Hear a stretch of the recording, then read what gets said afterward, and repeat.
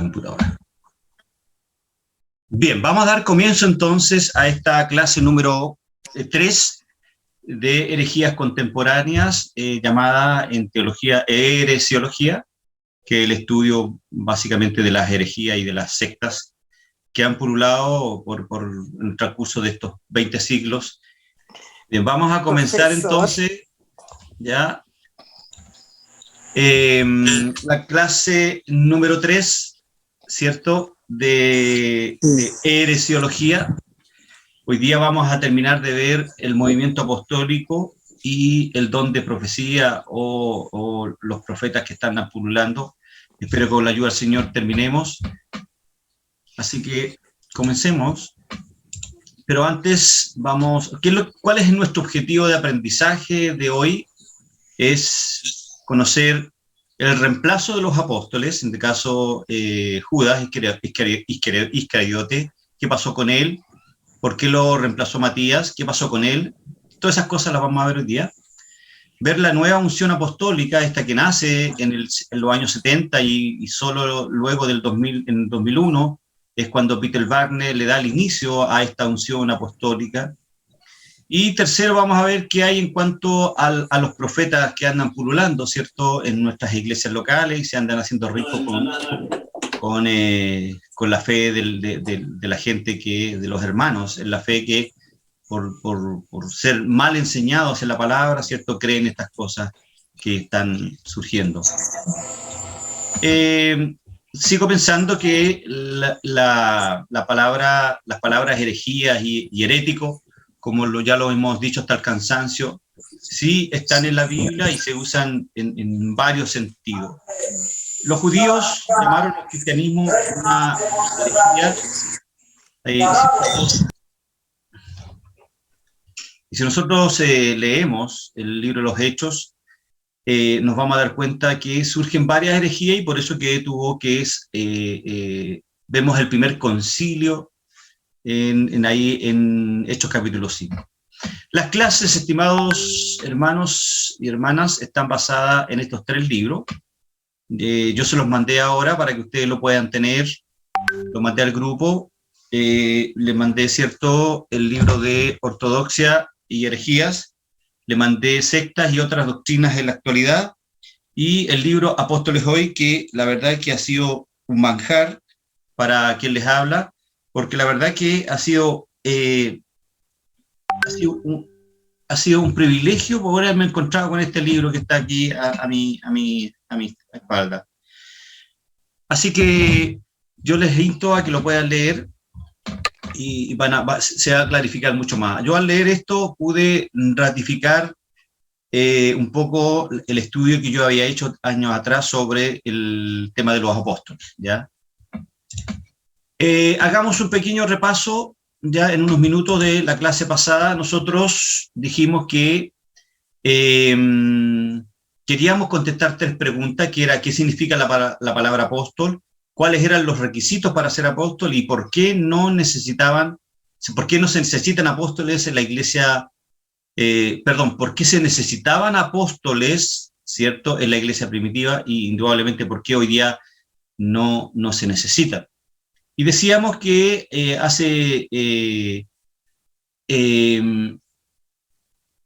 que en algunas iglesias, ¿cierto?, existen algunos siervos que, llamados por esa ambición de tener una mega iglesia o creer que el ministerio tiene que ver con la cantidad de miembros de una iglesia local, o lo que yo denomino, o los teólogos denominan, una iglesia visible, se la juegan por el todo y concurren a estas conferencias internacionales para buscar esta famosa unción apostólica, ¿cierto?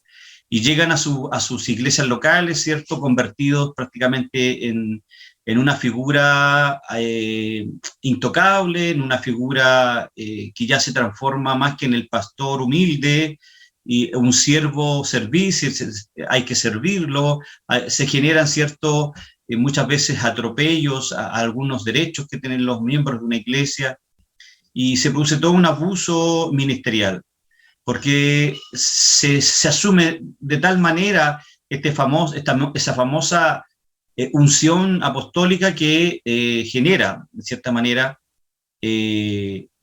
problemas graves en algunas iglesias. Es lo que muchos llaman la nueva reforma apostólica o la segunda era apostólica. Así que eso es lo que vimos de cierta manera la semana pasada, y vimos qué significaba la palabra apóstol, y decíamos que la palabra apóstol viene del griego apóstol, ¿cierto? Es la misma palabra, ¿cierto? Transliterada, y la verdad es que se presentan más de 83 veces la palabra apóstolos, ¿ya? Permítame buscar mi puntero. Apóstolo, ¿cierto? Como apóstol, y en 4 oportunidades se nos habla de apostolé, apostolado. Un apóstol, ¿cierto? Denota a la persona, mientras apostolado indica el oficio, ¿ya? Enviar significa apostelló. En el verbo usado detrás de apóstol, lo que significa que los apóstoles sencillamente, hay una explicación griega, pero sencillamente son personas que predicaron el evangelio como viajeros. Yo les decía en esa oportunidad de que ninguno de los apóstoles formaron iglesias, pero no fueron pastores de esas iglesias. Ellos formaban iglesias y dejaban a un encargado de la misma, o dejaban a los ancianos a cargo de las iglesias. La perspectiva bíblica, por lo tanto, nos presenta a alguien enviado como autoridad, ¿cierto? Pero con énfasis en quien lo envía. Y en este caso, los apóstoles fueron enviados exclusivamente por Jesús. Es decir, el mensaje y quien lo envía es más importante que el mensajero mismo. Los apóstoles, por lo tanto, que son enviados a representar a Cristo con autoridad divina, deben reflejar no solo el poder, sino también la moralidad de Cristo. Eso es lo que decíamos con respecto al significado de la palabra apóstol. Pero también decíamos que esta palabra apóstol está en el Nuevo Testamento en 3 sentidos. El primer sentido es un sentido común, el Hechos 3.1, ¿cierto? La Biblia se refiere ahí como apóstol y sumo sacerdote de nuestra profesión, refiriéndose a Cristo. Y en este sentido Jesús es no solo un apóstol, sino el apóstol por esencia. Solo de Jesús se puede decir que fue enviado por el Padre para dar su vida por los pecados del mundo. O sea, en un sentido único, la palabra apóstol se asocia con Cristo, siendo el apóstol enviado por su Padre. En un sentido más específico, la palabra apóstol, la Escritura usa la palabra apóstol en un sentido específico para hablar de un grupo especial de personas, por ejemplo, los 12 apóstoles. Fueron escogidos por Dios para ser sus representantes especiales ante el mundo, ¿cierto? Y eso fue lo que explicamos nosotros un poquito más detallada la semana pasada. Y en un sentido general, la palabra apóstol también era considerada apóstoles, es decir, enviados en un sentido diferente al mencionado anteriormente, es decir, ciertos líderes escogidos por la iglesia con una tarea específica para ir a buscar una ofrenda o para una tarea en particular. Por lo tanto, la palabra apóstolo se usaba en 3 sentidos, y eso lo vimos más detallado la semana pasada.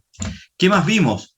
Vimos cuáles eran los requisitos para ser un apóstol de Jesucristo, y lo basábamos en el libro de los Hechos, capítulo 1, verso 21-22, que dice: es necesario, pues, que de estos hombres, es decir, de los 12, que han estado juntos, ya el primer requisito, con nosotros todo el tiempo que el Señor Jesús entraba y salía entre nosotros, comenzando desde el bautismo de Juan hasta el día en que entre nosotros fue recibido arriba, es decir, que fuera testigo de la resurrección, uno se ha hecho testigo con nosotros de su resurrección. ¿Ve? Bueno, algunos estudiosos sostienen que los apóstoles se apresuraron a nombrar a Matías, ya que alegan que debió ser el apóstol Pablo quien sustituyera a Judas, pero no podemos especular eso, solamente hay algunos especialistas que dicen que se apresuraron, pero así está escrito en la Biblia y no podemos, y la Biblia es inerrante, ¿cierto? Bueno, y después nosotros vimos los requisitos y dijimos que el primer requisito era ser testigo ocular de la resurrección de Cristo. Y obviamente que los 12 apóstoles, Judas también fue testigo, ¿cierto?, de su resurrección, ya, pero él fue el hijo de perdición, lo vamos a ver enseguida. Pablo y Matías fueron también testigos de la resurrección, por lo tanto ellos reunían el primer requisito. El segundo requisito es haber aprendido y recibido la doctrina directamente de Jesús, no de otros oyentes. Y indudablemente que tenemos claro que fueron los apóstoles los que pusieron el fundamento, ¿cierto? Junto con los profetas, como dice Efesios capítulo 2.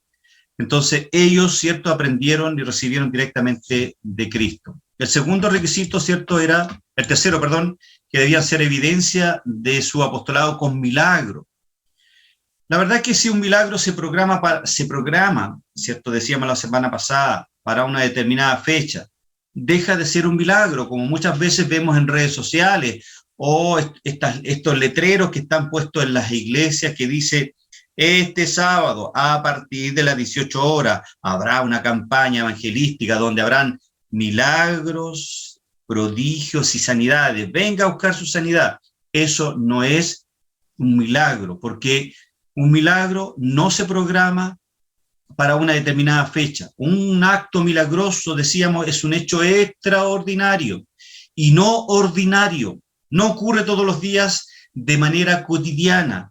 Todo lo contrario, nunca se sabe cuándo va a suceder porque no conocemos los propósitos de Dios al Él hacer el milagro, porque el milagro lo hace el Señor y no hay persona en la tierra que tenga esa capacidad hoy día.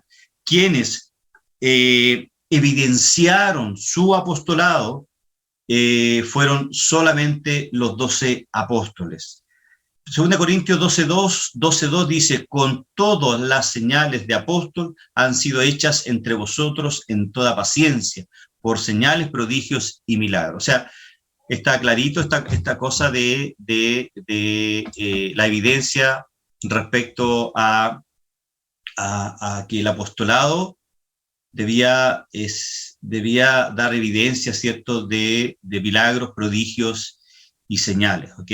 Por lo tanto, haber aprendido la doctrina directamente de Cristo, haber visto ocularmente y hacer milagros, no era suficiente para ser considerado apóstol de Jesucristo. Muchas personas oyeron la palabra de Dios directamente de los labios de Jesús, todos.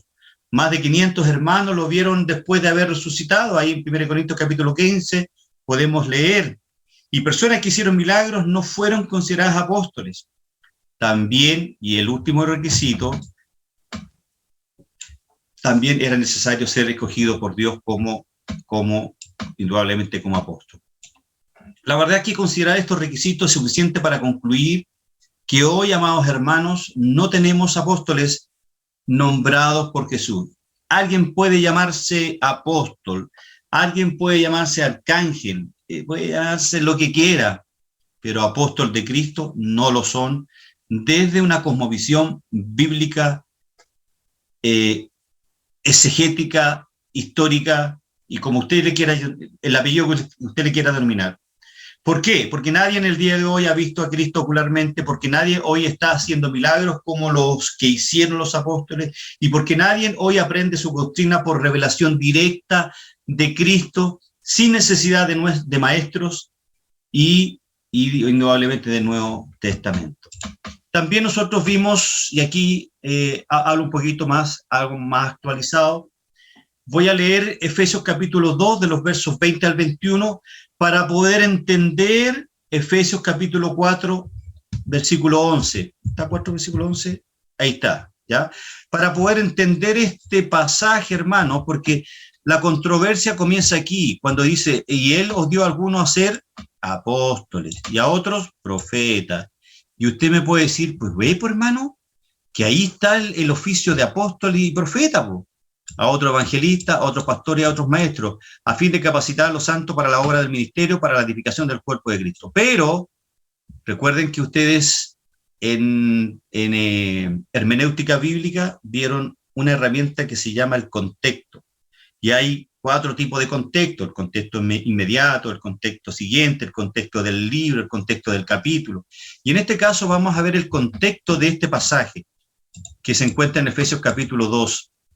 Dice, Efesios 2, versículo 20-21, edificados sobre el fundamento de los apóstoles y profetas, siendo la piedra del ángulo Jesucristo mismo, en quien todo el edificio bien coordinado va creciendo para ser un templo santo del Señor. ¿Qué entendemos por esto? Los profetas pusieron el argumento o el fundamento, perdón, del Antiguo Testamento, porque fueron ellos, principalmente ellos, ya, los que recibieron la revelación del Señor directamente desde el cielo, y ellos, muchos de ellos escribieron los libros del Antiguo Testamento. Por lo tanto, cuando Pablo dice edificado sobre el fundamento de los profetas, ya, aquí estaría los profetas, el fundamento del edificio. Y luego Pablo dice, bueno, lo dice antes, dice, y los apóstoles, pero en función del oficio apostólico nombrado por Cristo, que ya lo vimos los requisitos. Entonces el apóstol también pone el fundamento. Los apóstoles recibieron la revelación directa del Espíritu Santo para escribir los 27 libros del Nuevo Testamento, y entre ellos, ¿cierto?, otras personas que no eran apóstoles, como Lucas y como Marcos. Pero el apóstol Pablo ahí en Efesios 2:20 dice, siendo la piedra principal del ángulo Jesucristo mismo. Esta es la piedra angular, ya que es la piedra principal. Entonces el fundamento ya está puesto. No hay mayor revelación que la iglesia de Cristo necesite. Antiguo Testamento los profetas, Nuevo Testamento los apóstoles, ¿ya? No necesitamos más revelación, no necesitamos más atracción o revelaciones nuevas o estas cosas que andan pululando hoy día, que el Señor me dijo y te tengo una palabra que soñé anoche y te la quiero decir, que el Señor me dijo. Esas cosas no. Todo lo que está revelado es para nuestro bien. Y como dice Pablo ahí en 2 Timoteo 3:16, que dice que toda la escritura es inspirada por Dios y útil. ¿Para qué sirve la escritura? Para enseñar, para corregir, para redarguir y para instruir al hombre. Dice a fin. ¿Cuál es el objetivo? A fin de que el hombre sea enteramente preparado para toda buena obra. Bueno, este dibujo les va a servir para entender un poco más el fundamento de Efesios 2. ¿Sí? ¿Ok? Entonces, a los apóstoles les fue otorgado por Dios la posición de mayor autoridad en la iglesia primitiva. Jesús los escogió y entró personalmente para dirigir la iglesia en sus inicios. Fueron los instrumentos escogidos por Cristo para poner el fundamento sobre el cual su iglesia sería edificada.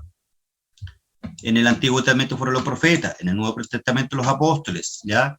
En este texto entonces se compara la iglesia con un edificio y se nos enseña que los apóstoles y profetas pusieron el fundamento, es decir, la base, ¿correcto? El propósito del fundamento en una construcción, decíamos la semana pasada, es poder edificar encima de manera que el resultado final sea una estructura sólida, ¿ok?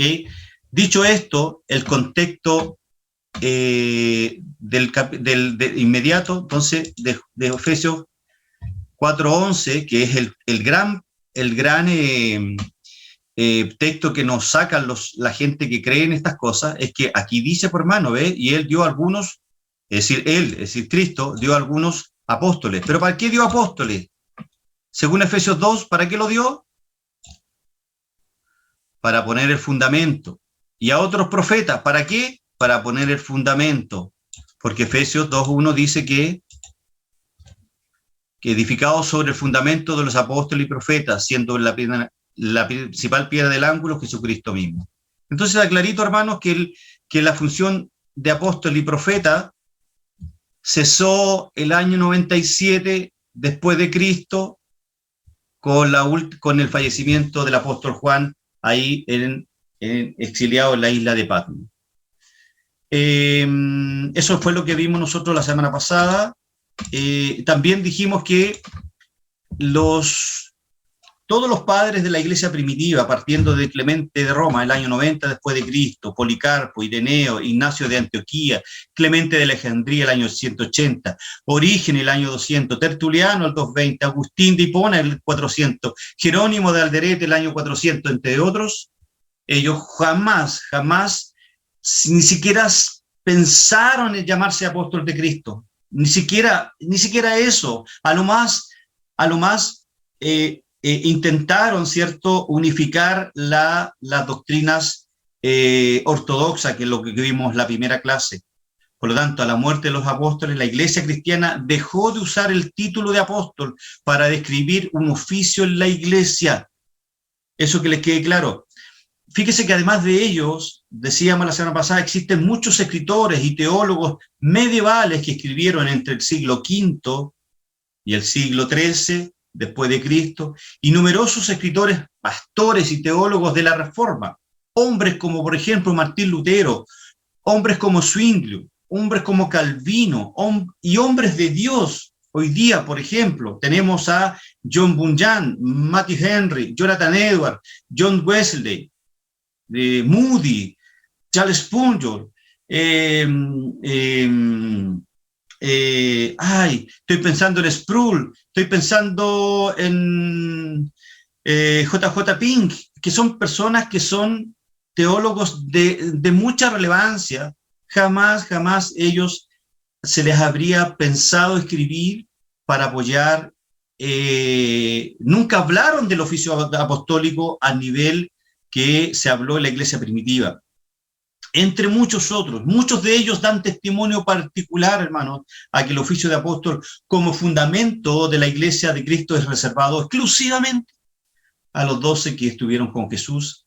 Hablan de los apóstoles y profetas como algo del pasado, de los profetas, porque esa es la última parte de la clase. Entonces, habiendo hecho esta introducción, comenzamos entonces con la clase número 2. Perdón. Clase número 3, disculpe. Esto, bueno, ya los desmenuzamos. Entonces, decíamos, podemos ver que este texto no habla de diferentes tipos de líderes de la iglesia que la iglesia tendría para su construcción. Sin embargo, no nos establece los criterios para ejercer estos diferentes tipos de liderazgo, por ejemplo, evangelistas, a pastores y maestros, porque ya tenemos claro de que estos dos primeros fueron los que pusieron el fundamento, como dice Efesios 2, y lo explicamos latamente. Como tampoco clarifica, ¿cierto?, si todos serían permanentes. No lo dice Efesios 4:11 que todos serían permanentes, ¿ok? Lo que hace es mencionar los líderes constituidos en un momento particular, ¿cierto?, por Cristo, para que la edificación de la iglesia pudiera tener lugar, siglo I, para obtener información acerca de los requisitos para llegar a ser cualquiera de estos líderes. Tendríamos que auxiliarnos de otros textos bíblicos, como cuando Pablo le habla a Timoteo, le dice, mira, así serán los ancianos, los pastores tendrán estas características, hombres de una sola mujer, que tenga hijos en sujeción, y así, hay en 1 y 2 de Timoteo. Tito también habla sobre algunas características de los pastores, ¿ok? Y el reemplazo de algunos apóstoles, ¿cierto? El único reemplazo que conocemos es el de Judas por Matías, ahí específicamente en Hechos capítulo 1, verso 21-22, que es el texto base para hablar sobre los apóstoles. Dice, es necesario pues que de estos hombres que han estado junto con nosotros todo el tiempo en el Señor Jesús entraba y salía entre nosotros, comenzando desde el bautismo. Bueno, sin embargo, este reemplazo no sucedió por la muerte de Judas, por C, sino porque la realidad es que Judas, como el mismo Cristo reveló, nunca fue para parte ni del reino de los cielos, ni de los elegidos de Dios, y mucho menos del grupo apostólico. Él fue más bien un infiltrado, mejor dicho, un instrumento permitido por Dios para dejarnos a todos una enseñanza de que con las cosas de Dios no se juega. Preguntemos, por ejemplo, en Juan 17:12, el Señor Jesús dice a su Padre Celestial, a los que me diste, yo los guardé, y ninguno de ellos se perdió, sino solo el hijo de perdición. Este es Judas Iscariote, para que la escritura se cumpliese. ¿A quién se estaba refiriendo estas palabras? Bueno, a Judas Iscariote. Fíjese que al hablar de hijo de perdición, el Señor Jesús se refirió a Judas Iscariote, el cual le traicionó, ¿cierto? Ya sabía de antemano que así sería. Judas conocía todo esto. Jesús conocía que de antemano Judas le iba a a traicionar. Por eso ya predijo, no os he escogido yo a vosotros los 12, y uno de vosotros es diablo, dice Juan capítulo 6, capítulo 6, dice ese texto. No me acuerdo, el capítulo me acuerdo, pero no el texto. Ahora bien, hermanos, esta expresión, es decir, hijo de perdición, fue utilizada para designar a dos hombres en el Nuevo Testamento, y eso es súper relevante. Juan 17:12 se refiere a Judas Iscariote, y el hombre de perdición se refiere también ahí en 2 Timoteo 3:5, el hombre de iniquidad, es decir, el anticristo. Esos son los dos personajes que se asocia al hijo de perdición. Bueno, esta palabra proviene en cierta manera de la costumbre hebrea de descartar una cierta característica de una persona y luego referirse a ella como hijo de la misma. Por ejemplo, no se me ocurre ningún ejemplo en este minuto. Por ejemplo, María, mira, ahí va el hijo de María, una cosa así, ¿ya? Bueno, la traición de Judas, todos la conocemos, a Cristo, al Hijo de Dios, ya había sido profetizada. Hay dos pasajes, ahí el Salmo 41:9, lo pueden anotar por ahí, y Salmo 109. Salmo 109 me acuerdo que dice que sean sus días pocos, tomé otro me costó entenderlo, tomé otro su oficio, ¿cierto? Si usted ve el pasaje paralelo de Juan 17, se va a encontrar con esos dos pasajes, ¿ya?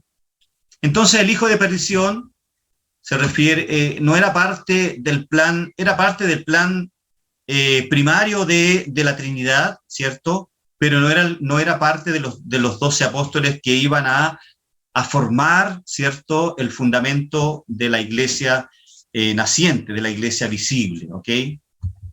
Entonces, en conclusión, lo que Pedro y los demás apóstoles hicieron fue tratar de encontrar un reemplazo digno de alguien que nunca perteneció a ellos, ni en mente ni en corazón. Y en este caso, Pedro establece los requisitos para el apóstol que iba a reemplazar a Judas, como dice Hechos 1:21, que ya lo leímos. En base a esos dos requisitos, el haber estado con Jesús desde el principio y ser testigo de la resurrección, por eso Matías fue elegido como apóstol. Pablo llenó sin duda estos requisitos porque fue testigo de la resurrección, como vemos en Hechos capítulo 9, y Pablo establece en Gálatas capítulo 1, que él no fue enseñado por ningún hombre, sino que lo que aprendió del Evangelio lo recibió por revelación directamente de Jesús, ¿cierto? Entonces, amados hermanos, en base a esos dos requisitos, el haber estado con Jesús y el haber sido testigo de la resurrección, Matías fue elegido como apóstol. Estos textos también nos dan cuenta de lo que estamos mencionando respecto a Pablo. Leamos solamente el versículo 11 y 12 de Gálatas 1. Pues quiero que sepáis, hermanos, que el evangelio que fue enunciado por mí no es según hombre. Pablo lo que está diciendo aquí, hey, yo también reúno el requisito de que Jesús me enseñó a mí directamente, pues ni lo recibí de hombre, ni me fue enseñado, sino que lo recibí por medio de revelación de Jesucristo. Qué increíble que Pablo deja establecido este requisito para ser apóstol de Jesucristo. Por eso que él dice, yo soy el último de los apóstoles, como el abortivo, el último de los apóstoles. Él lo deja clarito, ¿ya? Bien, ¿qué más? Cuando Pablo recibe su apostolado, eventualmente él tuvo que ir a aquellos que habían sido constituidos apóstoles, primero por Jesucristo, para que ellos confirmaran su llamado apostólico, como nos muestra Gálatas 2, del 8 al 10. Porque aquel que obró eficazmente para con Pedro en su apostolado a los de la circuncisión, también obró eficazmente para conmigo, dice Pablo, en mi apostolado a los gentiles. Y al reconocer la gracia que se me había dado, Jacobo, Pedro y Juan, que eran considerados como columnas, nos dieron a mí y a Bernabé la diestra de compañerismo para que nosotros fuéramos a los gentiles y ellos a los de la circuncisión. Solo nos pidieron que nos acordáramos de los pobres, los mismos que yo estaba también deseoso de hacer. Entonces Pablo, antes de partir su misión de predicarle a los gentiles, por ende, ser un enviado, por ende, ser un apóstol, en la función número 2, que es llamado por Jesucristo para ser un apóstol, primero le pide a los demás apóstoles que lo confirmen. Confírmenme, en el fondo le está diciendo. Bien, terminamos entonces el tema de los apóstoles. Yo creo que con el repaso que hicimos, más con todo lo que hemos visto, cómo fue reemplazado Judas Iscariote, ¿ya?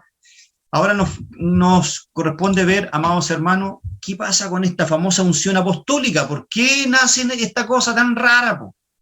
Bueno, sin dejarse intimidar por los requisitos bíblicos, ¿cierto? O sea, le importó un comino los requisitos bíblicos, le importó un comino la doctrina ortodoxa. ¿Se acuerdan lo que era la doctrina ortodoxa? A ver, por un 7. ¿Quién me puede decir, de todos los que están aquí, qué es lo que es la doctrina ortodoxa? Esa es la doctrina correcta basada en la Biblia. ¿Basada en la qué? En la Biblia. Ya, eso es más sana doctrina. Pero la doctrina ortodoxa es más que eso, hermana Elizabeth. Está bien lo que dice, pero es más que eso. Se ganó igual el 7, pero ¿quién más puede decirme algo? Sí, hermano Cristian. Claro, porque ha vivido toda una vida. Hermano Alejandro, ¿me escucha? Fuerte y claro. No sé si esté en lo correcto. Me parece que la doctrina ortodoxa tiene relación a ver los rudimentos básicos y hace un seguimiento de las doctrinas de la Biblia. ¿Ya? ¿Pero de qué periodo hasta qué periodo? Mire, me parece que tiene que ver con el Antiguo Testamento y también con el Nuevo Testamento, pero no sabría decirle bien, no recuerdo ahora en este momento qué tiempos son o qué periodo. Ya, también es muy similar a lo que dijo la hermana Elizabeth, pero la doctrina ortodoxa, amados hermanos, mire, la doctrina ortodoxa, como decía la hermana Elizabeth y el hermano Cristian, ya, perdón. Pensemos solamente en un periodo. Cristo. Hoy. ¿Ya? Hoy. La doctrina ortodoxa es el conservar el esfuerzo que los concilios, que las confesiones de fe durante 21 siglos han hecho para conservar lo que decía Elizabeth y el hermano Cristian, la sana doctrina. Durante 21 siglos, Dios ha levantado hombres para conservar la sana doctrina. Y eso se llama doctrina ortodoxa, es decir, la sana doctrina. ¿Ya? Por lo tanto, la sana doctrina o la doctrina ortodoxa nunca habló de una famosa unción apostólica. ¿Se acuerda que veíamos a hombres como Clemente de Roma, parte de la ortodoxa, Policarpo, Ireneo, Ignacio de Antioquía, Clemente? Ellos construyeron la ortodoxa, Orígenes, Tertuliano, ya estamos en el siglo IV. ¿Pero qué pasó después del siglo IV? Si del siglo V al siglo XIII tenemos hombres como Martín Lutero, Zwingli, Juan Calvino, todos ellos continuaron con la doctrina ortodoxa, la conservaron la sana doctrina. ¿Qué pasó después de la Reforma? Tenemos a John Bunyan, Matthew Henry, acuérdenme más, Moody, Charles Spurgeon, Jonathan Edwards, John Wesley. Ellos conservaron la doctrina. Fueron hombres que Dios levantó con una capacidad de entendimiento, de iluminación para entender las cosas que estaban en la Biblia y conservar la sana doctrina. Eso es, en cierta manera, hermano, la ortodoxa. Pueden irse a las primeras clases que nosotros vimos. Gracias, Cristian, gracias, Elizabeth, por su respuesta. Por lo tanto, la doctrina ortodoxa jamás habló de una famosa unción apostólica. ¿Ya? Por lo tanto, sin dejarse intimidar por los requisitos bíblicos, los nuevos apóstoles de hoy día sí se confirman a sí mismos su propio apostolado. El caso de Peter Wagner. Nace allá en el año 1925, cuando dos mujeres, o sea, no es que nació, él nació en el año 40 más o menos, 1940 más o menos. ¿Cuándo nace esta cosa? Cuando en el año 95 dos mujeres profetizaron que había recibido una unción apostólica y pusieron las manos en un congreso allá en Estados Unidos, pusieron las manos sobre Peter Wagner. Le dijeron, hey, tú vas a traer la nueva unción apostólica. Bueno, una segunda profecía fue dada en Dallas el año 98, es decir, 3 años después, durante una ceremonia extraña donde Peter Wagner, consideró su ordenación, pero la prueba del apostolado de Wagner llegó el año 2001, bajo la forma de un decreto apostólico que Dios supuestamente le dio pronunciar el final de la enfermedad de la vaca loca en Europa, ¿ya? Pero bueno, no importa que casi 10 años más tarde los médicos y los veterinarios dieron el diagnóstico de la enfermedad en personas y animales a través de Europa, es decir, mintiendo. Wagner es imperturbable ante las fallas y deficiencias. En cambio, él ve su ordenación como el amanecer de una nueva era apostólica. Breve historia de este desastre, hermanos. 100 años después del Pentecostés moderno, 1900, es decir, el nacimiento del movimiento pentecostal de Charles Parham y Osman, ¿cierto? En el año 1901, ahí en la calle Azusa, eso lo vamos a hablar, la siguiente herejía seguramente, que es el movimiento pentecostal, la nueva ola, o se denominaba también la superfe, y todas esas cosas que usted ve hoy día no son nuevas, provienen de estos personajes, pero antes de ellos, el año 1008 y algo, está Charles Finney. Lo vamos a ver en las próximas clases. Nos encontramos entonces, según Peter Wagner, con el comienzo de la segunda era apostólica. La primera era apostólica dicen que es el año 1901, con el famoso, entre comillas, avivamiento de la calle Azusa, ¿ya? El 2001 es la fecha que él ha asignado a tal acontecimiento y afirma que, abro comillas, estamos presenciando el cambio más radical en la manera de obrar de la Iglesia desde la Reforma Protestante.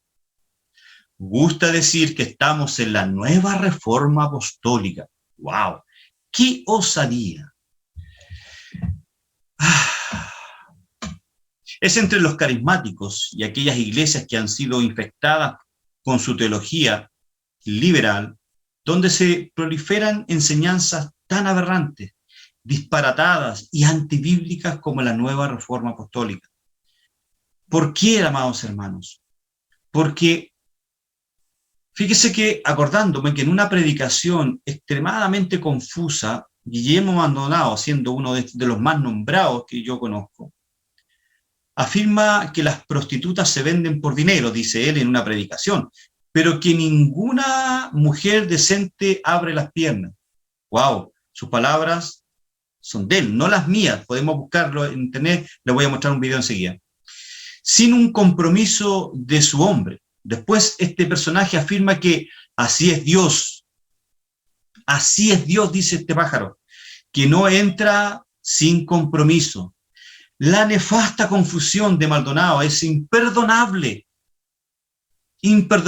para un predicador, y ni hablar su ex esposa, porque ya se separó y ahora está de novio con otra persona. Ana Maldonado, acuérdense, no decía que el nombre de Dios, el Shaddai, significaba las tetas de Dios. ¿Sabían ustedes eso? Bueno, a pesar de que los traductores judíos de la Septuaginta es la versión del año 249, la primera versión que se tradujo del hebreo al griego, tradujeron este vocablo hebreo, el Shaddai, como Dios Todopoderoso. Pero Ana Maldonado, no sé qué regla usó de interpretación, ¿cierto? Hoy, iluminada con la revelación que Dios, y dice que es padre y madre con tetas tan grandes como esas bolas de ejercicio, entre las cuales podemos refugiarnos, dice esta señora, como los infantes que buscan mamar.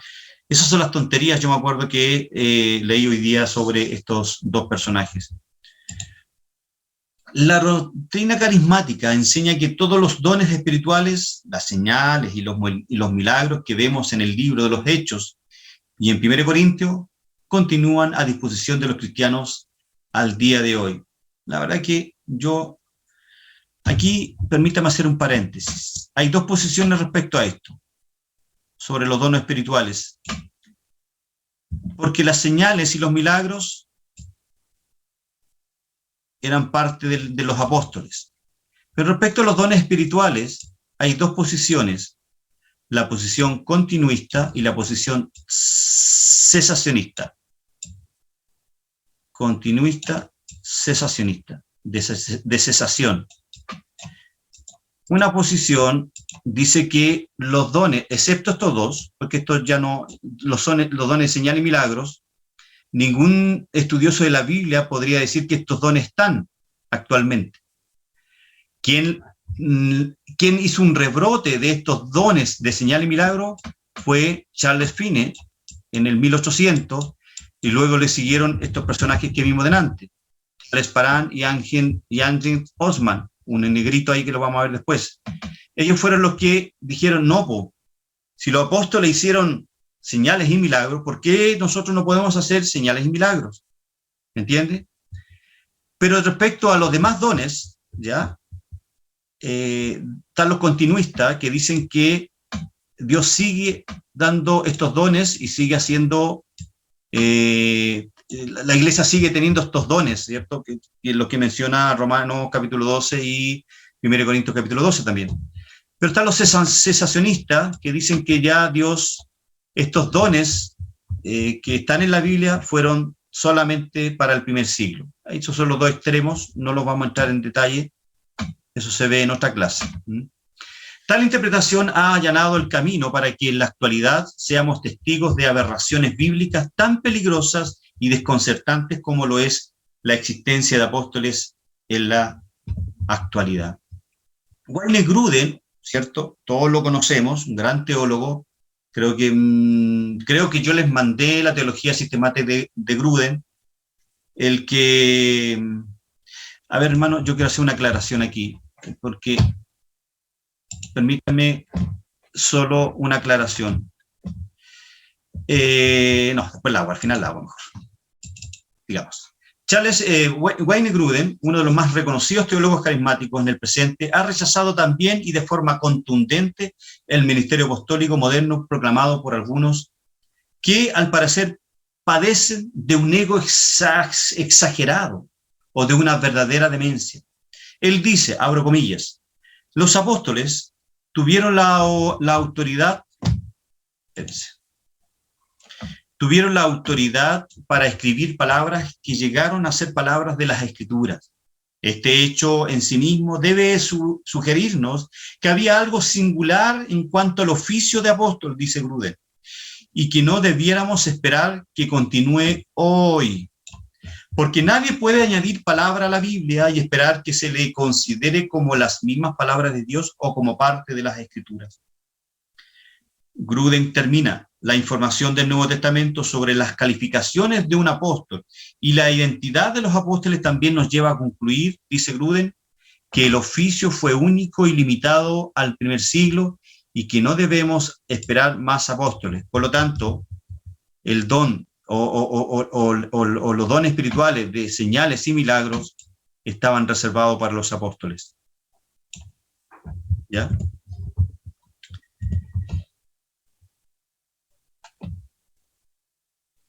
Por otro lado, Guillermo Maldonado, ¿qué dice MacArthur?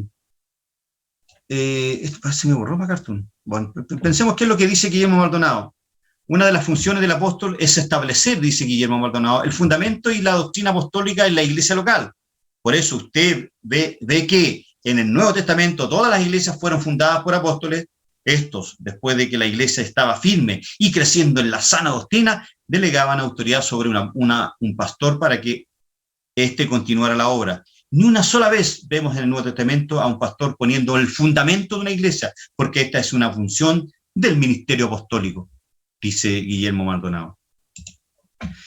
Y aquí voy a ponerles un video, pero miren lo que puso Guillermo Maldonado en su tweet, en un tweet. Dice, si está ofreciendo a un Jesús, si la iglesia está ofreciendo a un Jesús histórico, no está ofreciendo nada. ¡Wow! ¡Qué osadía! Solo el Jesús del ahora tiene en sus manos el poder de la resurrección. Dios mío, ¿qué es lo que dice la ignorancia bíblica de este personaje? Este es el nivel de esta gente, y hay gente que cree en estas cosas. Hay gente que cree en estas cosas, hermano. Dice, Dios está restaurando el ministerio del apóstol porque los apóstoles son quienes pueden cumplir la última parte de este versículo para la edificación del cuerpo de Cristo. ¡Qué osadía! Permítame, voy a ponerles un video.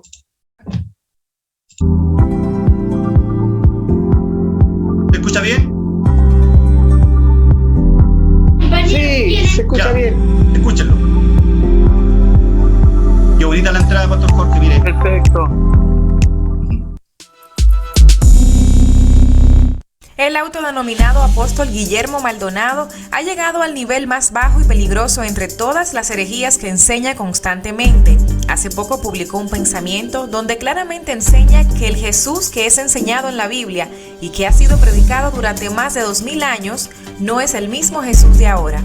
Observen a continuación el peligroso y herético mensaje que escribió Guillermo Maldonado en sus redes sociales. Si está ofreciendo a un Jesús histórico, no está ofreciendo nada. Solo el Jesús de la hora tiene en sus manos el poder de la resurrección. Es muy importante que los cristianos podamos discernir la peligrosa herejía que sutilmente Guillermo Maldonado está enseñando en esa publicación.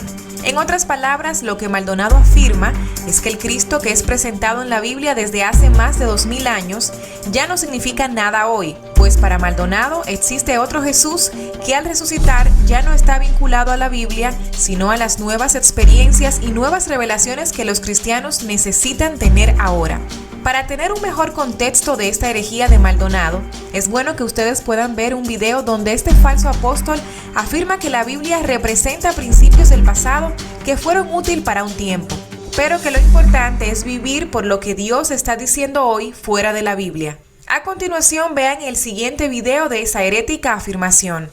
Vivir por principios To live by principles es vivir por lo que Dios dijo. is to live by what God said. Y eso está correcto. And that is correct. Es agarrar los principios de Dios It's to take God's principles y aplicarlos. and apply them. El sembrar, The sowing, el ofrendar, the offering, el recibir, the receiving, todos los principios de Dios. all the principles of God Por lo que Dios dijo. by what God said. Pero el que vive por oír la voz de Dios But those who live by hearing the voice of no God, vive por lo que Dios dijo, they live by what God said, sino por lo que Dios está diciendo. rather by what God is saying. Como pueden ver, de la misma manera que para Guillermo Maldonado, la Biblia es una especie de compendio de principios que ya no son tan útiles para hoy, de esa misma manera afirma que el Jesús histórico o de la Biblia no tiene nada que ofrecer y que por lo tanto necesitamos a un Jesús de hoy. Pero esto es totalmente antibíblico. Triste es ver cristianos que siguen a este falso, conduciendo a miles al error. Pedimos a Dios que pueda iluminar el entendimiento de tantas personas que siguen a este falso apóstol.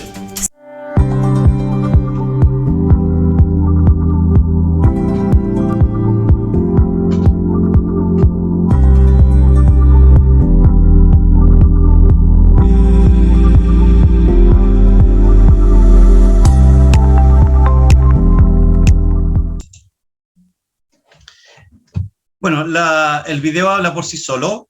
Creo que no necesita mayor explicación a lo que estamos viendo. Y lamentablemente, hermanos, la cosa es así. No podemos, como les digo, pretender otra cosa que no sea lo que ya vimos en el video. Por lo tanto, quisiera seguir ahondando un poquito más en esto para que podamos entender. Un segundo. Cuando una iglesia está provista, escuchen bien esto, de pastores, maestros y evangelistas, preparados en la palabra, que sobreedifican de forma correcta, y digo evangelistas, maestros y pastores, porque ya dejamos claro de que el oficio de profeta y de apóstol pusieron el fundamento, ¿ya? Por lo tanto, esa función ya no la tenemos. Por lo tanto, estos pastores, maestros, evangelistas, preparados en la palabra, que estudian teología, que sobreedifican de forma correcta sobre el fundamento ya establecido por los apóstoles y profetas, los creyentes son capacitados para edificarse mutuamente y la iglesia crece fortalecida en una doctrina ortodoxa, en una doctrina sana. Hebreos capítulo 13, ¿cierto? Significa que lo que dijo Dios hace 2000 años atrás sobre sí mismo, sobre el Padre y sobre el camino de la santidad y la salvación, amados hermanos, sigue siendo válido en el día de hoy, sigue vigente en el ahora. Por lo tanto, escuchen bien, si lo que dijo Jesús sigue vigente hoy, entonces Maldonado tiene un gran problema. Sus propias palabras lo condenan. Sus propias palabras lo delatan. Entonces, ¿qué es la Coalición Internacional de Apóstoles? Bueno, la Coalición Internacional de Apóstoles, la ICA, por su denominación en inglés, sin embargo, define un apóstol como un nuevo líder para la iglesia. Un nuevo líder para la iglesia. Y dice, un apóstol es un líder cristiano, el cual Dios dotó, enseñó, comisionó y envió con la autoridad necesaria para establecer el gobierno fundacional de la iglesia. Y bueno, ¿qué dice Efesios 2, 20 y 21? ¿Acaso no fue suficiente el fundamento de los apóstoles de Cristo? ¿No es suficiente los 66 libros de la Biblia? El gobierno fundacional de la iglesia dentro de una esfera y ministerio asignada. Oye lo que el Espíritu dice a las iglesias y corrige lo deficiente.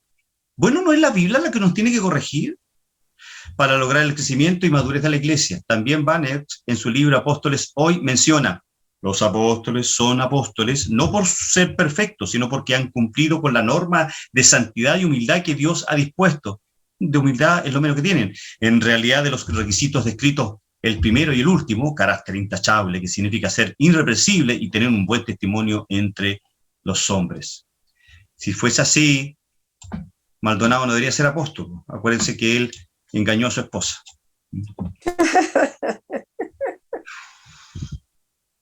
¿Qué más podemos decir de...? Bueno, si somos conscientes de la reforma, ¿cierto?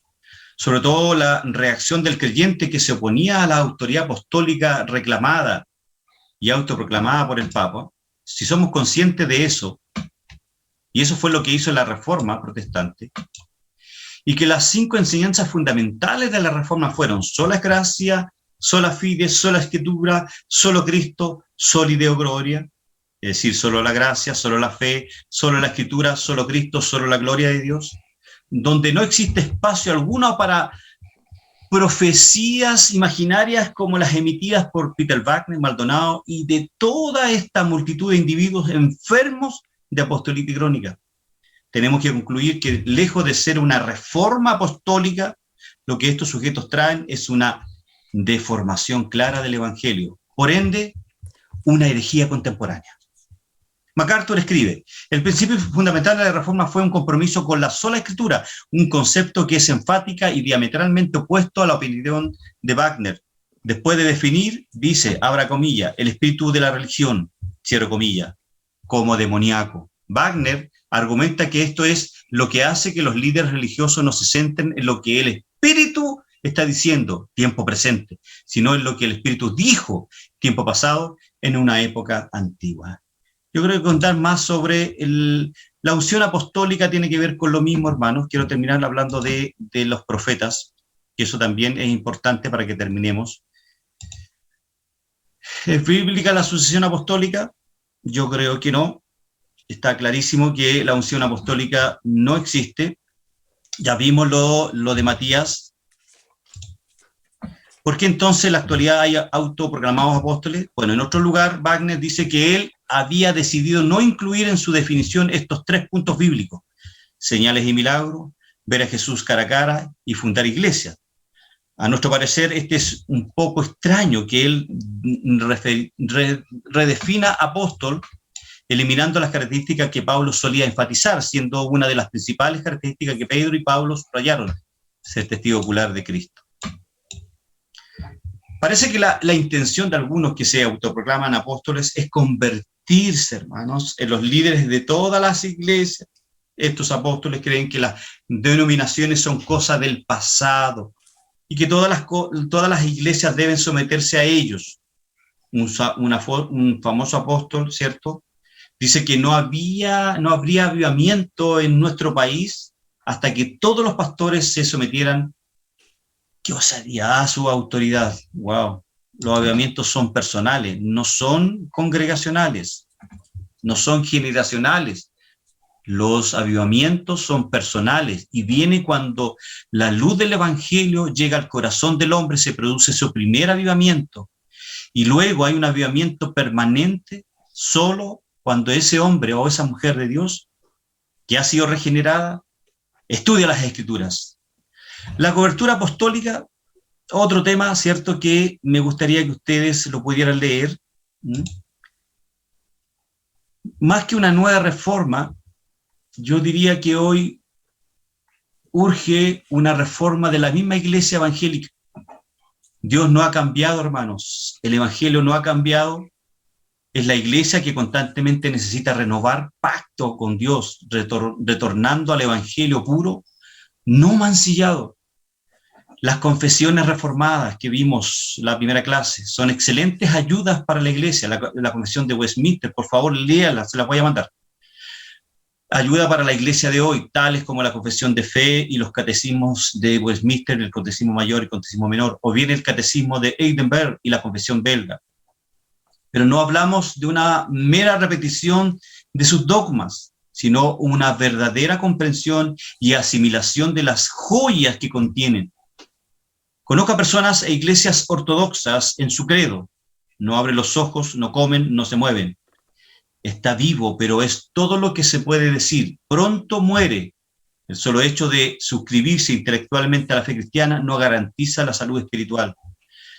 Amados, hoy hace falta, para concluir el tema de los apóstoles, esta es mi conclusión, hoy hace falta una verdadera reforma, el tipo de reforma que inquieta corazones, hace arder la verdad del evangelio en nuestras vidas, se predica con convicción y ganas que se sienten y restaura a la iglesia a su fundamento, que a Dios le plazca soplar con su espíritu en una América Latina, particularmente en mi país Chile, asediada y maltratada por las huestes de las tinieblas, levantar a una iglesia fiel, firme, digna del hombre, una iglesia cristiana que anuncie con voz clara en nombre de Jesucristo. No necesitamos nuevas reformas como la que sugiere estos personajes de la coalición apostólica.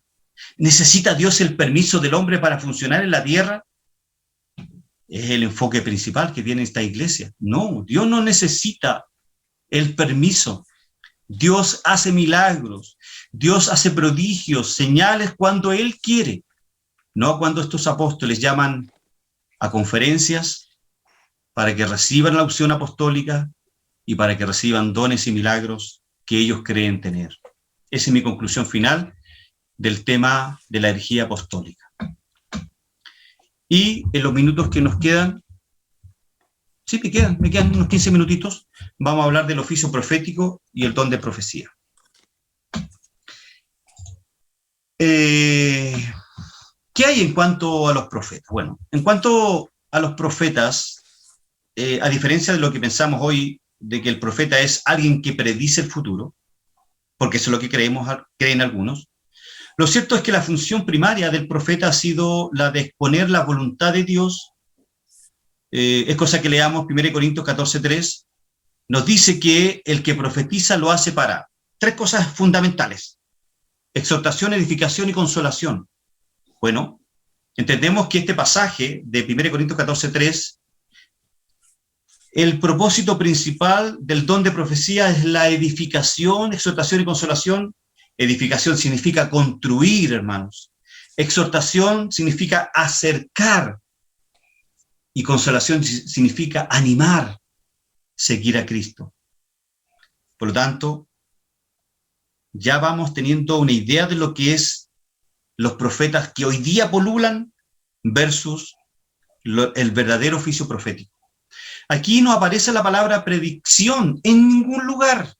Ahora, en el contexto del Antiguo Testamento, donde la Biblia no existía en su totalidad, recordemos que la Biblia en el Antiguo Testamento, ellos no tenían, ¿cierto?, como la tiene usted. Tenían rollos, tenían papiro, tenían piedras escritas, ¿me entiende? Y ni siquiera existía el Antiguo Testamento por completo hasta después que los profetas habían dejado de existir. En esa ocasión, Dios, con cierta frecuencia, predijo las cosas que habría de ocurrir. ¿Pero a través de qué?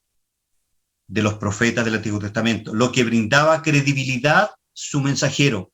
Hoy en día esa credibilidad se la brinda la exposición misma de la palabra. Lo que yo estoy haciendo aquí, hermano, estoy profetizando.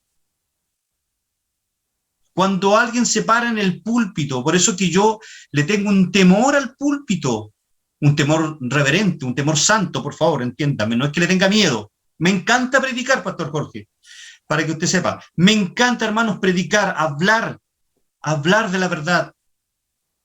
Por eso tengo miedo cada vez que me subo al púlpito, tirito, ¿cómo se dice? Las manos me tiemblan, las manos me sudan, porque tengo que hablar palabra de Dios. Creo que no es palabra del hombre. El oficio del profeta que habló y escribió infaliblemente de parte del Señor fue reemplazado por el oficio de apóstol en el Nuevo Testamento, quienes también escribieron infaliblemente y de parte de Dios.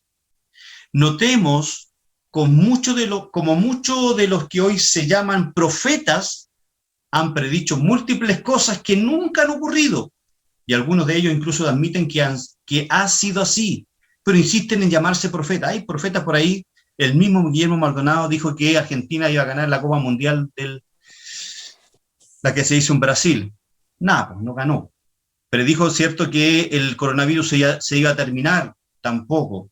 Entonces, a la luz de Deuteronomio 18, debían estar estas personas invalidadas y ya no de llamarse profetas. Bueno, los falsos profetas de la antigüedad buscaban discernir los tiempos futuros usando la adivinación, los falsos profetas. A estos se les conocía como adivinos o hechiceros. Estos falsos profetas o hechiceros usaban tres cosas: el compás o el agua, Génesis 44:5 los dice, usaba los sueños, de Deuteronomio capítulo 13, la consulta a los ídolos, a las varas y a los oráculos, las flechas, el fuego y la inspección del hígado.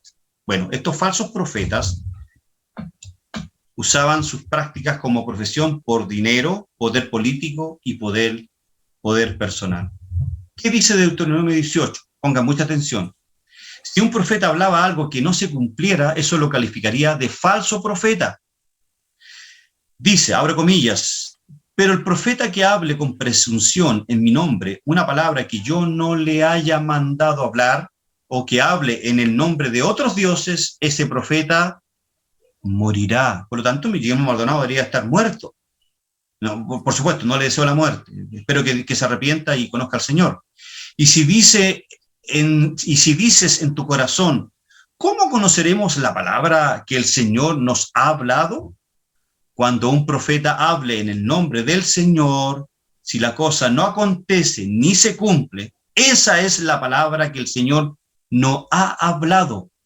Con presunción la ha hablado el profeta, con presunción, solamente presumiendo. No tendrás temor de él.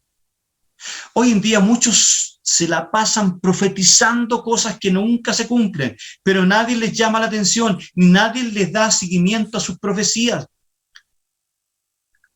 Bueno, aquí no los voy a nombrar. Todo esto no implica que Dios no pueda traer una revelación a través de alguien, pero eso no lo constituye un profeta.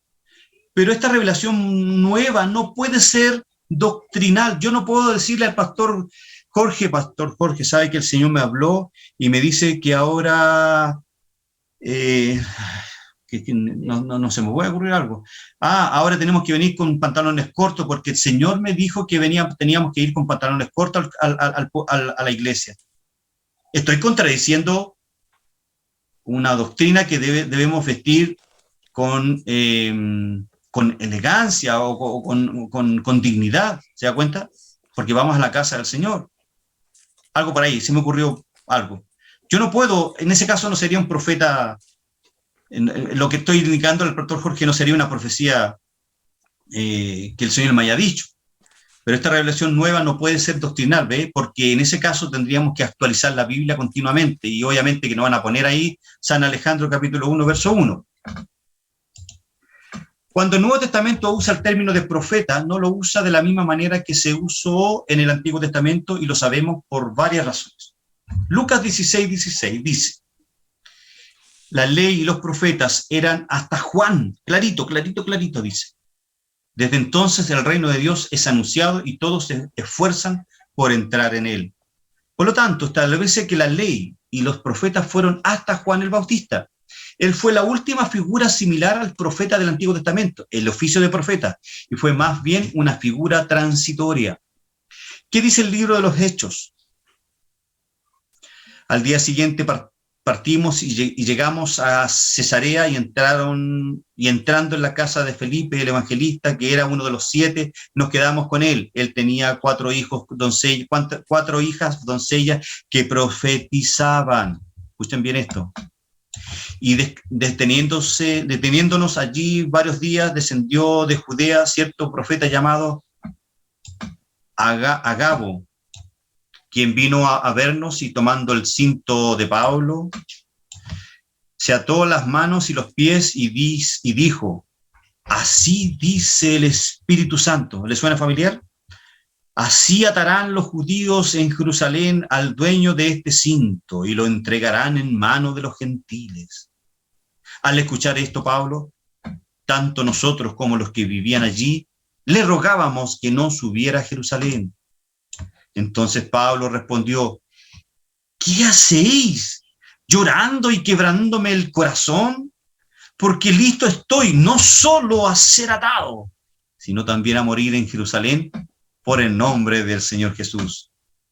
Como no se dejaba persuadir Pablo, nos callamos diciéndonos que se haga la voluntad del Señor y no la falsa profecía que estaba diciendo Agabo.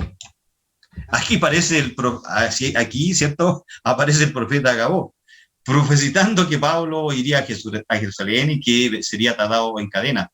En respuesta a eso, junto con la comunidad, le pide a Pablo que no vaya a Jerusalén, ¿cierto?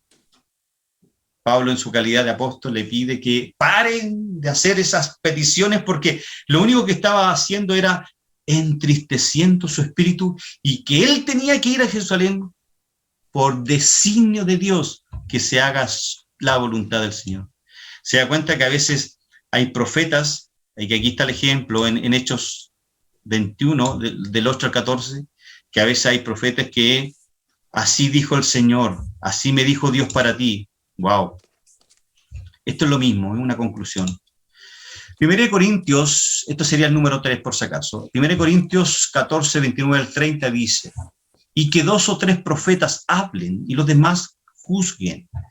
Pero si a otro que está sentado le es revelado algo, el primero calle. Bueno, la idea aquí es que lo que un profeta diga sea comprobado por otros que estén en la congregación o por la misma congregación. Este pasaje, hermanos, de ahí dice que si 2 o 3 profetas hablan, que los demás juzguen en el fondo. En otras palabras, disciernan lo revelado. La revelación del profeta del Antiguo Testamento no estaba sujeta al escrutinio de 2 o 3 profetas. Esa es otra cosa, de la congregación o de la comunidad en donde él estaba profetizando. Lo que él decía era incuestionable porque era la palabra de Dios. Como esta infalibilidad profética no existía en el Nuevo Testamento, ya, porque habían como el profeta Agabo, ¿cierto? Obviamente cuando se traía alguna revelación tenía que ser juzgada por los demás. Por eso Pablo les exhorta a la iglesia de Corinto: oye, si alguno se para y dice profecía, párenla, que sea cierto, que sea en el fondo probada por 2 o 3 más. En el fondo le está diciendo. De ahí una vez más la expresión que los demás juzguen, ¿ve? Todo lo anterior es para hacer la aclaración. Primero, de cuál es el significado primero de la palabra profetizar. Y segundo, para aclarar que el don de profetizar, de que habla el Nuevo Testamento, no es equivalente al oficio de profeta del Antiguo Testamento. Una cosa es el oficio del Antiguo Testamento, que termina con Juan el Bautista, es decir, antes de Cristo, y después está el don de profetizar. Pero veamos qué es lo que es el don de profetizar, por hermanos. Bueno, lamentablemente ha habido mucha confusión en el pueblo de Dios en los últimos años, y eso está clarísimo. Cuando asumimos la defensa de la verdad, no lo hacemos con la intención de dividir al pueblo, para nada, sino con la motivación de instruir a ese pueblo y llamarlo de nuevo a volver a la sola Escritura. Miren lo que dice Hechos capítulo 17, verso 11. Enseguida los hermanos enviaron de noche a Pablo y Silas a Berea, los cuales al llegar fueron a la sinagoga de los judíos. Estos eran más nobles que los de Tesalónica, pues recibieron la palabra con toda solicitud, escudriñando diariamente la Escritura para ver si lo que decía Pablo y Silas era verdad. Hermanos, lo que esta noche está recibiendo de Alejandro Lizama, en este caso represento a Ivy, le exhorto que lo vea esta noche en su casa y lea las Escrituras. ¿Qué hay entonces del don de profecía? El don espiritual de profecía aparece entre los dones del Espíritu, ahí en 1 Corintios 12 y Romanos capítulo 12, como lo dije antes. La palabra griega traducida para profetizar o profecía en ambos pasajes correctamente significa, escuche bien, anunciar o declarar la voluntad divina. ¿Escuchó bien, cierto? Lo que significa la palabra ahí en los dones de profecía de 1 Corintios 12 y Romanos 12, anunciar o declarar la voluntad divina, a fin de interpretar los propósitos de Dios, o dar a conocer de alguna manera la verdad de Dios, la cual está diseñada para influenciar a las personas. Muchas personas malinterpretan el don de la profecía pensando que es la habilidad para predecir el futuro. El saber algo acerca del futuro puede a veces ser un aspecto del don de profecía. Este era ante todo un don de proclamación, anunciar, no de la predicción, predecir. Escuche bien, un pastor, un predicador que declara la Biblia, que estudia la Biblia y la predica el día domingo, puede ser considerado un profeta, en cuanto a que está anunciando todo el consejo de Dios. ¿Por qué? Porque anuncia o declara la voluntad divina. Con la terminación del canon del Nuevo Testamento, año 398, el concepto de profecía cambió de declarar nueva revelación a declarar la revelación completa de Dios que ya ha dado. Por ejemplo, Judas 3 dice, la fe que ha sido una vez dada a los santos, la fe hablando de todo lo que ya necesitábamos saber. En otras palabras, la fe a la que nos aferramos, usted y yo, ya ha sido resuelta para siempre. Y no necesita usted ni yo la adicción o el perfeccionamiento que viene de revelaciones extrabíblicas. Además, observe la transición de profeta a maestro, ahí en 2 de Pedro 2:1. Pero hubo también falsos profetas entre el pueblo, como habrá también entre vosotros falsos maestros. El don espiritual de la profecía, en el sentido de recibir nuevas revelaciones de Dios para proclamar a otros, escuche bien, cesó con la finalización de la Biblia, año 97 después de Cristo. Ya no está en ejercicio el don espiritual de la profecía. Durante el tiempo en que la profecía fue un don de revelación, se usó para la edificación, exhortación y el consuelo de los hombres, como dice 1 Corintios 14:3. El don moderno de la profecía, que es realmente más afín a la enseñanza, todavía declara la verdad de Dios, pero la verdad revelada. Lo que ha cambiado es que hoy en día la verdad de Dios ya ha sido plenamente revelada en su palabra, porque los apóstoles ya pusieron el fundamento, mientras que en la iglesia primitiva todavía no había sido revelada completamente. Los cristianos, amados hermanos, deben ser muy cautelosos con aquellos que afirman tener un nuevo mensaje de parte de Dios.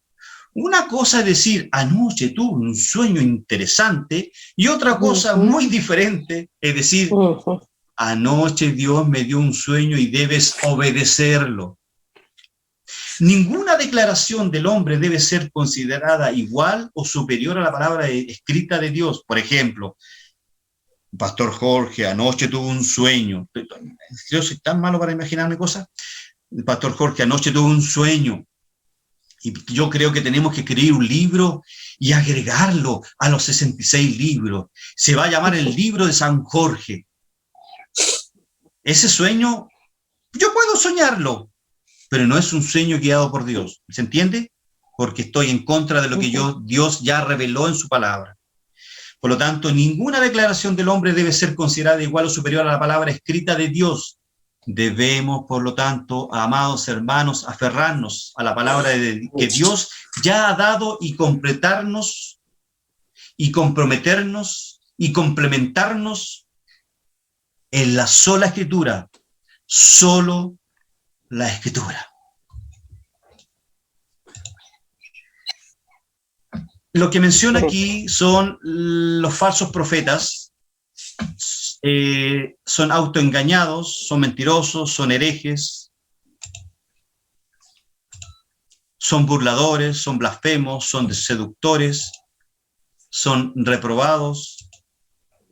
Los falsos profetas añaden cosas a la Escritura, eso está claro, por lo tanto tendríamos que aplicarle Deuteronomio 18, 20, 22, y deberían estar extintos ya muchos profetas del día de hoy, porque el verdadero profeta, y con esto termino, da las glorias al Padre eterno todo el tiempo, nunca se da honor a sí mismo, ni deja a Dios de último.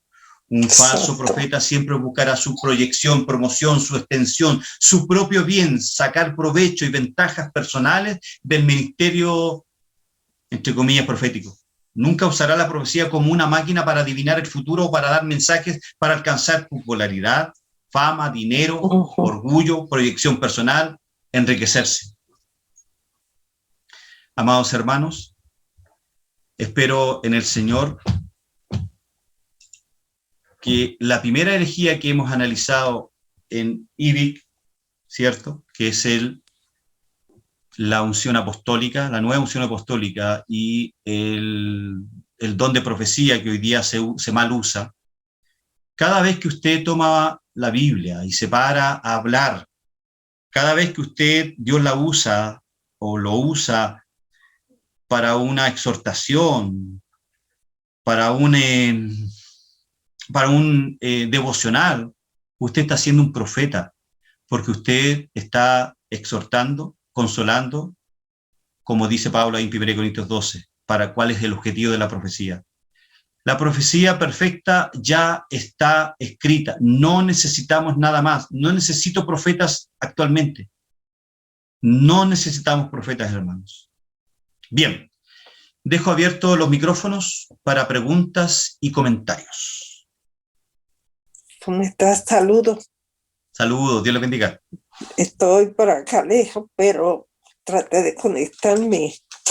Y la palabra es poderosa. Y como usted dijo a lo último, tenemos que seguir aferrándonos a la palabra. Así es. Ahí, así es. Unidos.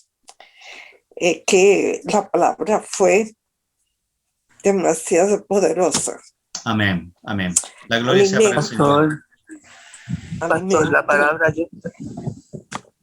Sí. Así es. Pastor. Siervo querido, por favor, adelante. La palabra ya está establecida. No hay por qué cambiarla. No acepta ningún cambio porque es así. Y punto. Y ya. Es la palabra de Dios. Amén. Así que hay que alejarse de todas esas malas influencias. Así es. Gracias, pastor. Bien, hermanos. Hay hermano Guillermo. Bye. Pastor José Miguel. Me honra confundiendo con el pastor Guillermo. Me honra. Es mi amigo personal, me honra. Sí. Lo he hecho de menos. Tranquilo, ya va a aparecer, Sí, no, lo que pasa es que si bien en lo que estaba hablando delante con respecto al tema de nosotros como cristianos, como hijos de Dios, yo creo que el avivamiento, hablemos general de la iglesia universal, cuando hablamos de la iglesia universal, hablamos de la iglesia de Cristo. La reforma que tiene que hacer es volver a la iglesia primitiva, porque mientras no se tome la conciencia de volver a la iglesia primitiva, yo pienso que la iglesia del siglo XXI se está perdiendo por eso. Porque recordemos que ellos son la iglesia apostólica y la iglesia reformada. Exacto. De ahí parte todo. Así es. Entonces, es bueno saber estos conceptos porque a veces hay ciertos hermanos, a veces pastores o líderes de las iglesias que confunden los términos y hablan mucho de reforma, pero están muy apartados de realmente lo que es la reforma, de lo que es los inicios de la iglesia cristiana. Se olvidan de los inicios y piensan que la iglesia del siglo XXI o siglo XXII, si es que estamos vivos, tiene que ser la que ellos dicen. Pero no, ya está puesta y está escrita y mandada, ¿no es cierto?, ahí, en la iglesia apostólica. Amén, amén. Gracias, pastor José Miguel. Muchas gracias. Bien, hermanos, si hay alguna otra pregunta. Si no hay más preguntas, hermano Daniel. Buenas noches, mi querido hermano. Buenas noches, Daniel. Gracias por estar con nosotros de nuevo. A todos los hermanos que están ahí. Bueno, me dio un tiempecito, la verdad que ha sido difícil conectarse, he tenido bastante que hacer, pero justamente estaba pensando en lo mismo que decía el pastor José Miguel y obviamente a lo que se estaba diciendo. Yo creo que la iglesia en general, el cristiano, se ha ido acostumbrando a estas doctrinas del declaratismo, de la unción apostólica, de todo esto, y obviamente digamos, uno lo puede ver que efectivamente es porque hay un desconocimiento de la palabra, entonces, pero a la gente le gusta esto que cuando le profetizan y hay hay siempre buenas profecías, porque la verdad que normalmente no es mucho la mala profecía que le pueden decir. Y esto de declarar, de que todo va a ir bien, y de que es como todo color de rosa, y la gente le gusta eso. Yo por lo menos tengo mi percepción con respecto a eso, que efectivamente, y lo veo normalmente que es así, a la gente le gusta esto, eso es lo que quiere escuchar, pero le cuesta mucho escuchar cuando hay argumento con respecto a la propia doctrina, de la sana doctrina, o ¿cierto? Como decíamos delante, la doctrina ortodoxa, es decir, cuando uno interpreta la palabra como debiera interpretarse, sí, como que lo miran a uno como que, no sé, como medio raro. Yo, bueno, la verdad que he tenido, dentro de los trabajos que estoy realizando, me he encontrado que estoy, digamos, rodeado por hermanos, pero me doy cuenta que justamente les gusta esa parte que le decía yo, les gusta eso del te declaro en el nombre de Jesús, y cierto, y la profecía, pero cuando uno le empieza a hablar de la interpretación de la palabra, a hacer un poquito de hermenéutica, como que ya no le ponen muy buena cara, como que no, y por eso le decía yo que en realidad veo yo que justamente la gente está acostumbrada a eso no sé, como del griterío, y que parece que el que más gritara, más unción tiene. No sé. El sensacionismo. Claro, una cosa así. Ha acaparado los púlpitos, oiga. Claro. Entonces, y esto también, ¿cierto?, va de la mano con la doctrina de la prosperidad, de que todo va a ir bien y que trae tu diezmo y Dios te va a dar 10, 20, 30 de lo que traiga. O sea, no sé, en realidad Eso, Claro. eso ya es algo que nos dice, bueno, si hay gente que todavía piensa eso, está bien. Claro. Pero es nuestra obligación No, como creyentes, como discípulos, más que como creyentes, es salir de la ignorancia, hermanos. En la medida que salgamos de la Claro. ignorancia, vamos a tener una cosmovisión bíblica que nos va a permitir filtrar estas cosas y ser usados por Dios para extender su reino en medio de las tinieblas, en medio de una sociedad hedonista, una sociedad costumbrista, una sociedad que todo lo quiere, todo lo quiere relativizar. Sí. Hoy día todos los valores son relativos, hoy día ya no hay valores absolutos, y eso ha sido porque de una u otra manera la iglesia ha estado silente, la iglesia ha estado callada, la iglesia ha estado silente, y ha estado silente porque no tiene una voz clara respecto a lo que Dios quiere y dice en su palabra, porque no se conocen lo que Dios quiere en su palabra. Bien, oremos al Señor entonces. Padre, te damos infinitas gracias en esta noche, Señor. Una noche en que hemos analizado desde el punto de vista bíblico, desde el punto de vista histórico, esta herejía, como es la herejía de la unción apostólica, Señor, y de los famosos profetas modernos. Señor, con temor y temblor, Señor, si quiero que me perdones si yo dije algo incorrecto, Señor. Perdóname, Señor. Tú sabes que humanamente hago lo posible, Señor, para poder entregar la verdad de tu palabra, la que está revelada. Amén. Lo imposible lo haces tú, Señor.